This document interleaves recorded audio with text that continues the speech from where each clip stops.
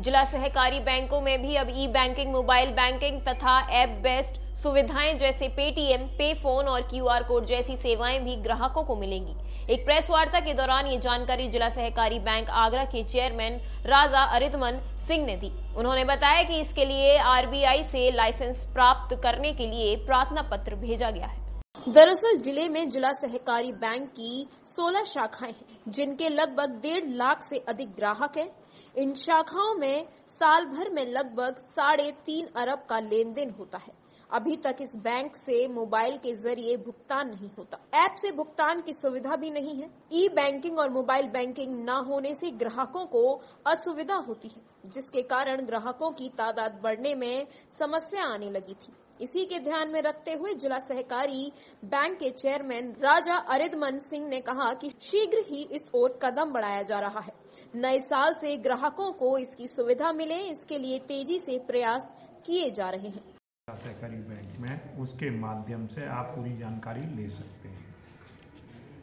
और उसके अलावा जनपद में जितने भी सहकारी समितियों के गोदाम हैं, बड़े पैमाने पर जहाँ गोदाम टूट फूट या अच्छी हालत में नहीं है, सब गोदाम नए बनाए जा रहे हैं और जो मरम्मत योग्य हैं उनको भी मरम्मत किया जा रहा है।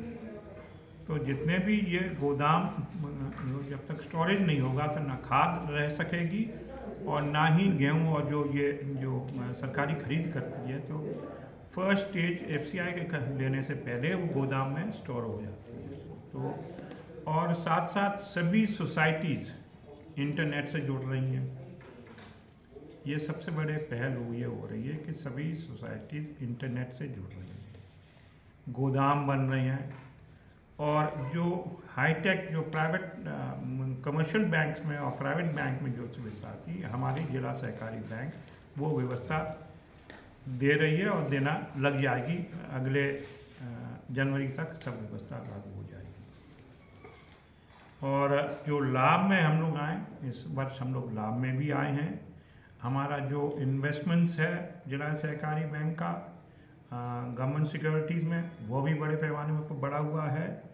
और जो खाद के वितरण की जो समस्या थी, उसको भी जिला सहकारी बैंक हमारे माध्यम से मॉनिटर किया जाता है। और उसके अलावा हम लोग जो नए इसमें व्यवस्था लागू करने की कोशिश कर रहे हैं कि इंटरनेट बैंकिंग, जो कमर्शियल बैंकिंग है, मोबाइल से ही बैंकिंग आपकी कर ली जाएगी। ये एक बहुत बड़ा कदम है जिला सहकारी बैंक के लिए। और जो सुविधा अन्य कमर्शियल बैंक देंगी उतनी ही सुविधा हम लोग देंगे।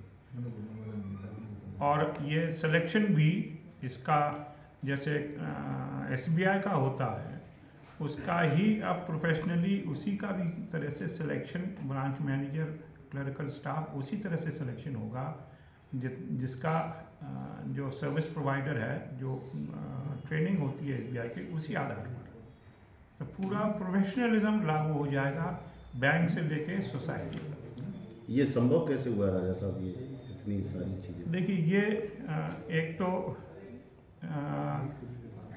केंद्र में अपने गृह में अमित शाह जी सहकारिता मंत्री बने, आपको ये होगा करीब साल भर हुए होंगे।